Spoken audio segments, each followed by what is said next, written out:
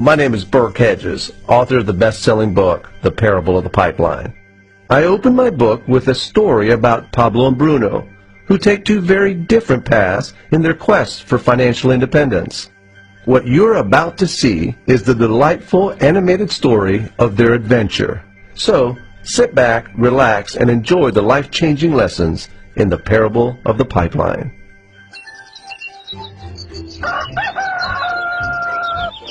Far away, in a small village, near a beautiful valley, lived two friends, Pablo and Bruno. They were both young and dreamed of a better life for themselves.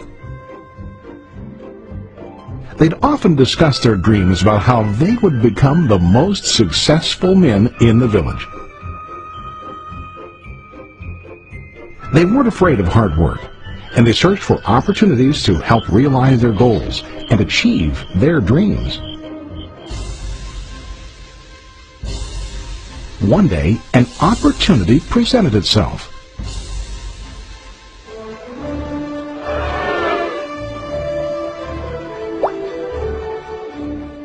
The mayor of the village decided to hire two people to bring water from a spring up on the mountain, across the valley, back down to the village.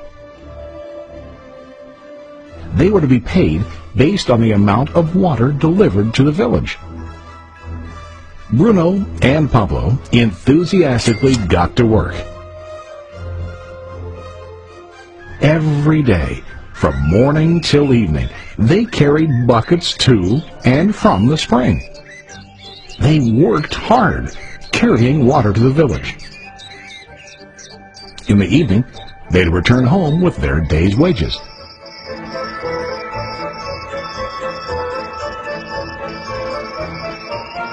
Bruno was satisfied with his work and the money he earned. He was sure that with this work he could achieve his dreams. Bruno thought that to increase his wages he could use bigger buckets to bring more water each trip. He believed with a larger income he would soon be able to buy a cow and the house that he dreamed about.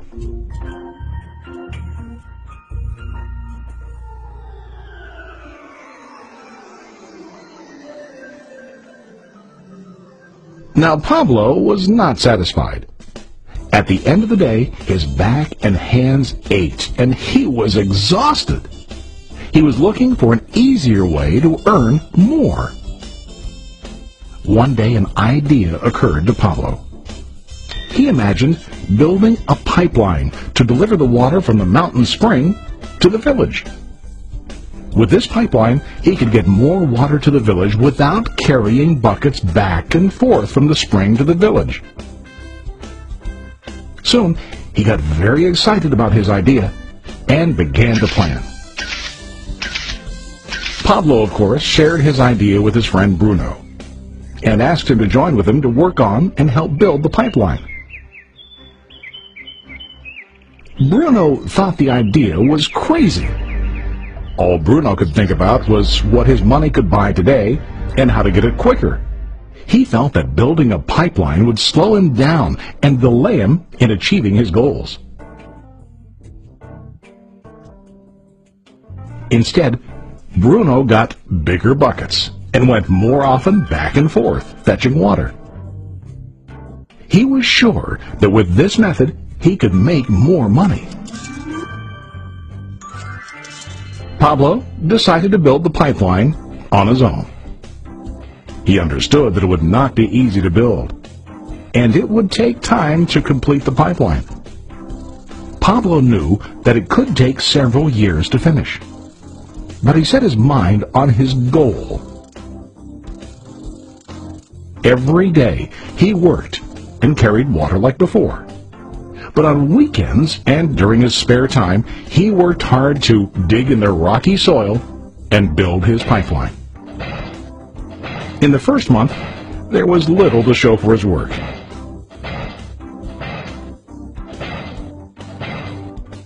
Bruno and the villagers laughed and teased him. They called him Pablo the Pipeline Man. During this time, Bruno's income doubled. He already bought a cow and a bigger house.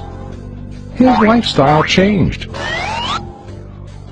He now spent time after work in the bar, enjoying his hard-earned wages from delivering water.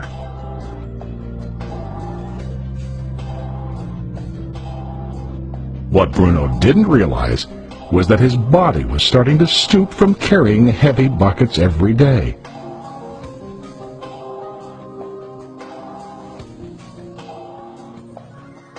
His face looked worn and his body tired.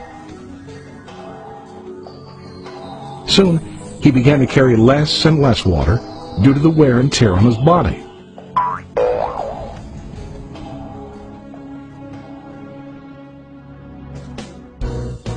Month after month, Pablo worked. Soon a year passed, and then a second year. Finally, Pablo finished his pipeline. He now used his pipeline to deliver water to the village instead of carrying buckets.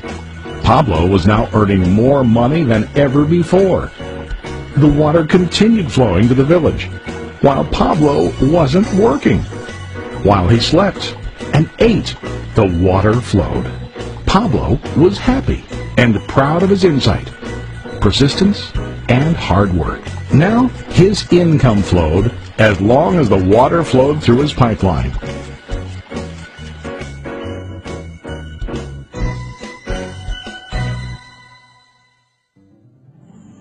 The story of Bruno and Pablo is a reflection of life. Their jobs symbolize what most people do to earn money. Bruno gets his money using buckets. He goes back and forth, carrying his buckets from the spring to the village in exchange for money. To increase his income, he either has to go more frequently to the spring or to use larger buckets. It's common in real life to increase our income by working harder. For example, working overtime or getting a second job. We also increase the size of our buckets by accepting a higher paying position, which often includes spending more time on the job. Most of us exchange time for money like Bruno. We know that every person has only 24 hours in the day and that it's not possible to use all our time to work. The most difficult time comes when we can no longer exchange time for money due to age, health, or other reasons. Then, our income stops. Now let's review what Pablo did.